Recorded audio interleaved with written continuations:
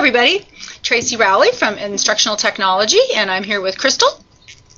And we are here to talk with you all today about the tips and tricks for AZMerit and opportunities that you as a TTL have to support the AZMerit testing.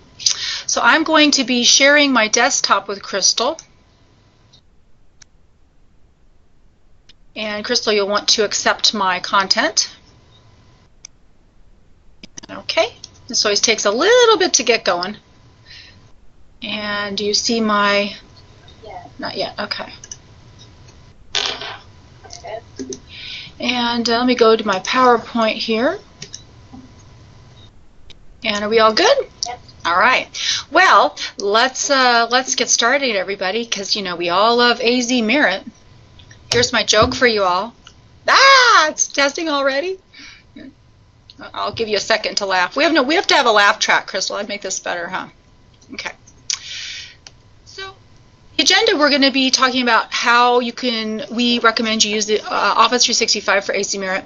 We'll also be looking at some opportunities that you have to assist with the AZMerit testing, info for teachers for preparing students for AZMerit, and then the AZMerit portal website. So we, with Office 365 for AZMerit at your school, just something to think about is how can your site utilize OneDrive and Outlook to streamline the administration of AZMerit. And really what we found kind of talking with ourselves is we think that getting people to use Outlook in Office 365 to get their email is going to be really important for people because they may not be on their regular computer, they don't have their email set up on whatever computer they're on at the computer lab, and so knowing how to go to portal.office.com and to get their email from that website, from Office 365 and going into Outlook to be able to get the emails that they need to get themselves set up with their logins and the pins and all that stuff is really going to be helpful for people. And then also using OneDrive for sharing schedules and things like that is some opportunities for education for people about how Office 365 can help in this whole process. Just a couple quick facts. AZMerit uses a secure kiosk, so the students log in AZMerit.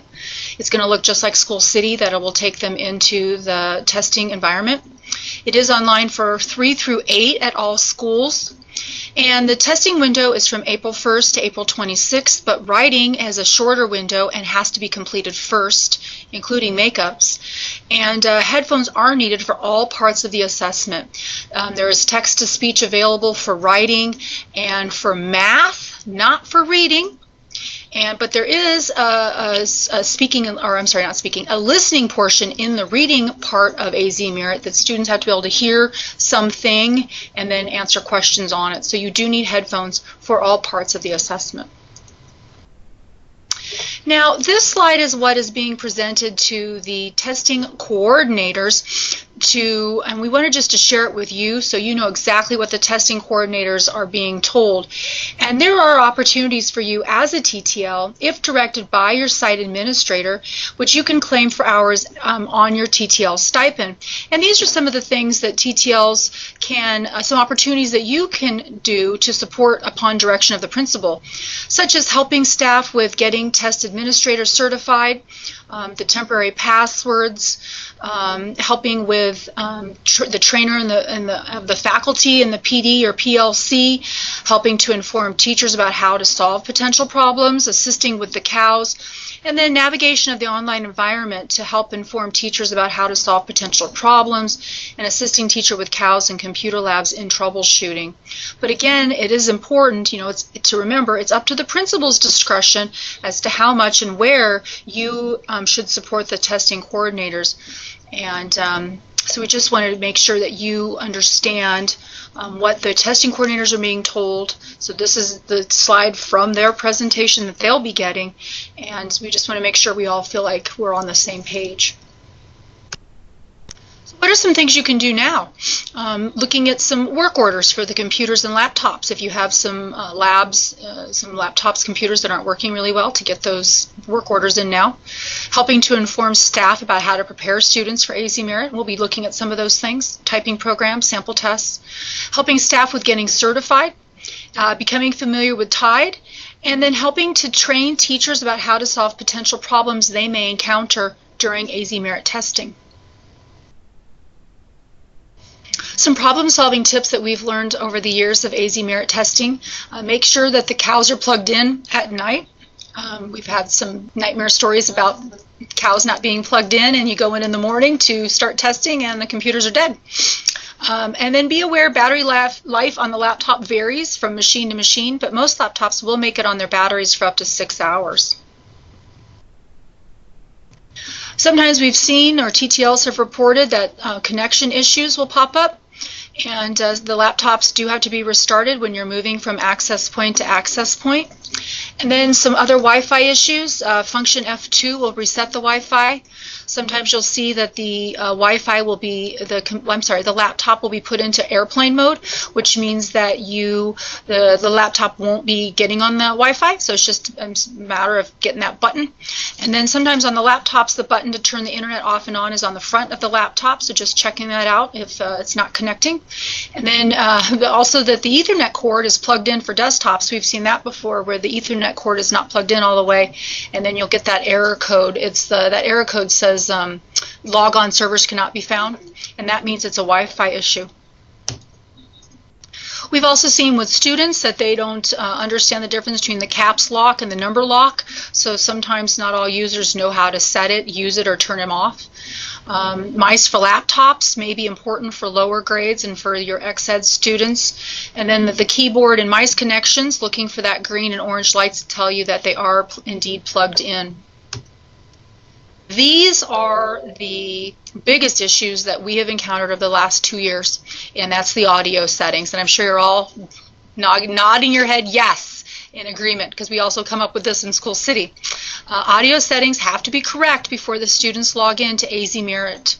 Audio settings such as mute or volume cannot be changed once you're in the portal. So if the computer has been muted and the kids are in the AZMerit portal, to fix that, you have to log out, log in as yourself or as the student, fix the volume, log back into the AZMerit portal, and that can be quite lengthy. So those audio settings can really get you if you don't take the time ahead of time to make sure that the audio settings are correct before you go into that portal. And again, headphones must be available for all parts of AZMerit. We are also finding this coming up, the pop-up blockers, and they're lurking. So just a reminder for your staff that when they see that little box with the X up at the top, that's the pop-up. So they want to click to allow for pop-ups and then hit F5 to refresh.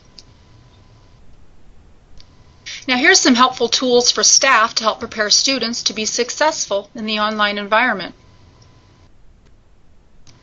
Some things that students need to work on now, we've found, is using the trackpad versus the mouse. Keyboarding skills, typing programs are important.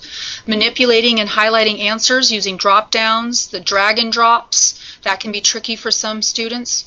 And then some of the tools that are included with the online assessment, including the math equation editor and the online calculator. The AZMerit sample test, we do recommend that all students should log in and take the AZMerit sample test. The goal is to make sure they can log in, see the sample questions, use all the different tools in the different environments. And that way, the better we all understand how the test works, the better we all will do. So in the AZMerit sample test, when students log in AZMerit, you'll see a big blue box. This is new from last year, and it's on the bottom left-hand corner. Students click on that, and it even says there, sample test sign-in. So you'll see that the kids are in the sample test environment, and the guest can sign in as a guest, or the teacher can start a sample session and the students sign in and use a session ID. If you're just going to have them sign in as a guest, all they have to do is click on that bottom box that I have circled there that says sign in.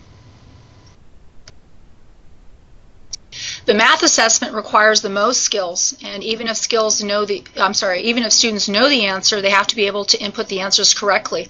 So getting into that sample test is really critical for math, using the online calculator and the equation editor. There are online calculator practices at this website called DESMIS. There also is an online calculator practice in the sample test as well. If you'd like to have your students practice the equation editor, if you Google AIR equation editor, that takes you to a practice for the students on how to use that equation editor.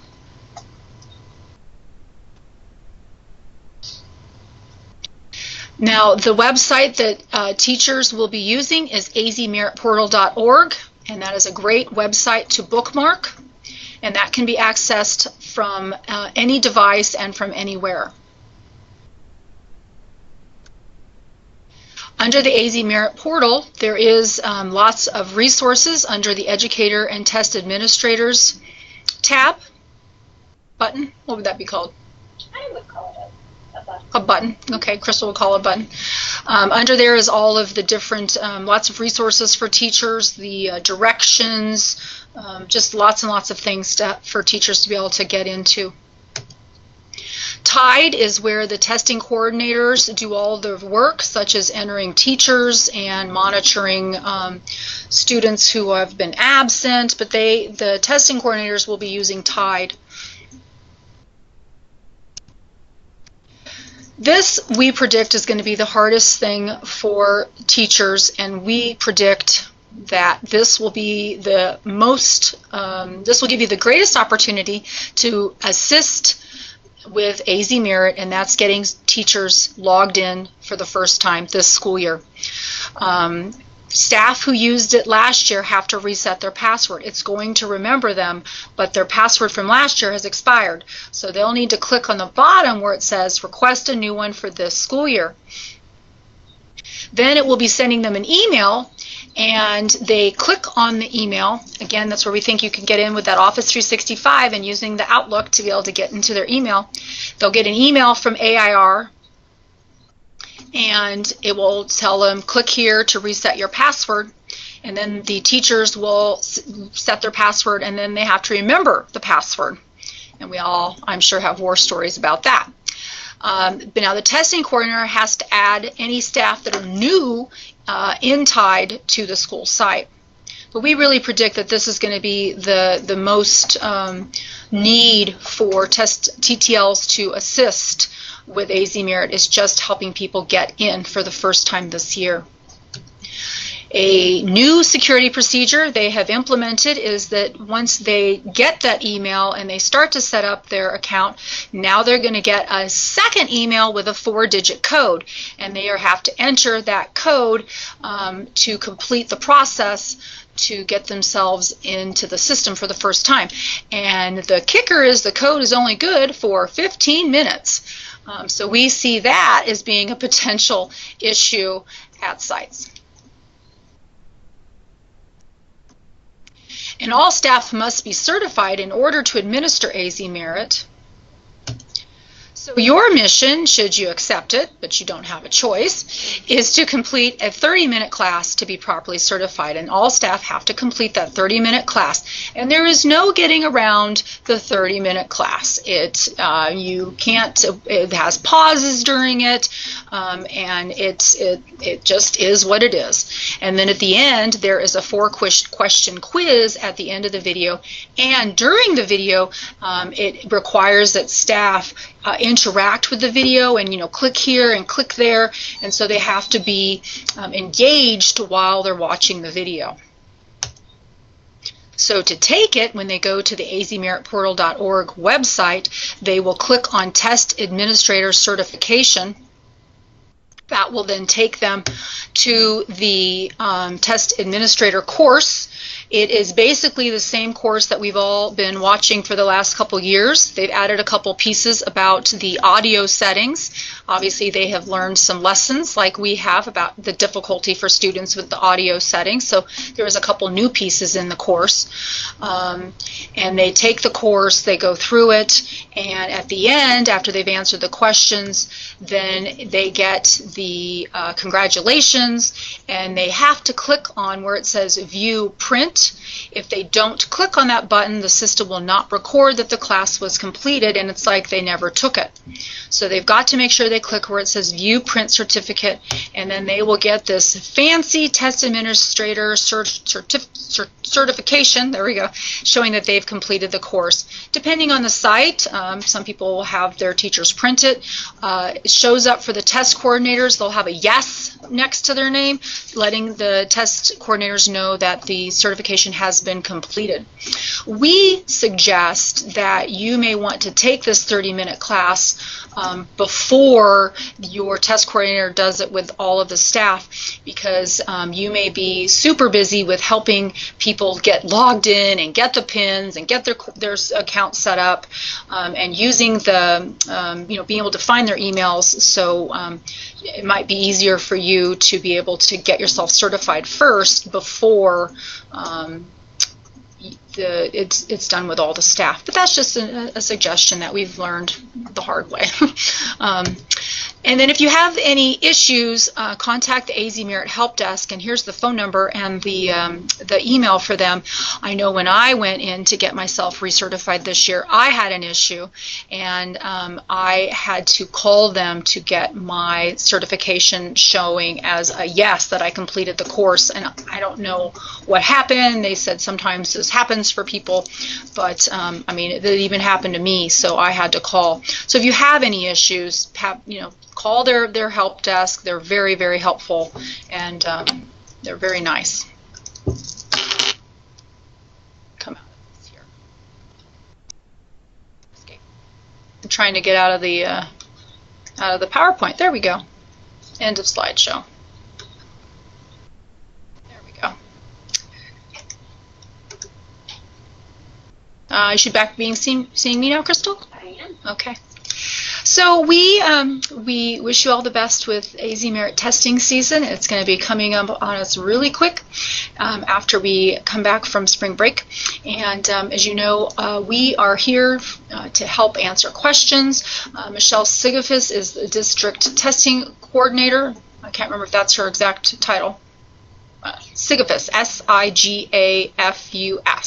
and she's emailing her is the best way to get a hold of her with any questions, and of course we're always available to help as well. But Michelle has the district level admins for that, so she can probably she has a higher level view of everything of what's going on, and the testing coordinators will have their own prep for AZMerit, but we just wanted to give you all some of the tips and tricks that we've learned over the years to help you all be successful. It's been a year, so we're all a little rusty, but we are hopeful that this has been helpful and a good reminder for you all.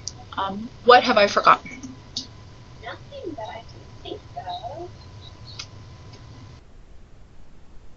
Well, appreciate your time, and remember, any time that you give as a TTL in support of AZMerit, make sure you log that in, and there is a category for AZMerit. So make sure you keep track of all that time you spend in support of anything that you choose to do to support AZMerit. Make sure you log in that time, because your time is valuable. So, well, we appreciate you being with us today, and thank you, and good luck. Bye-bye.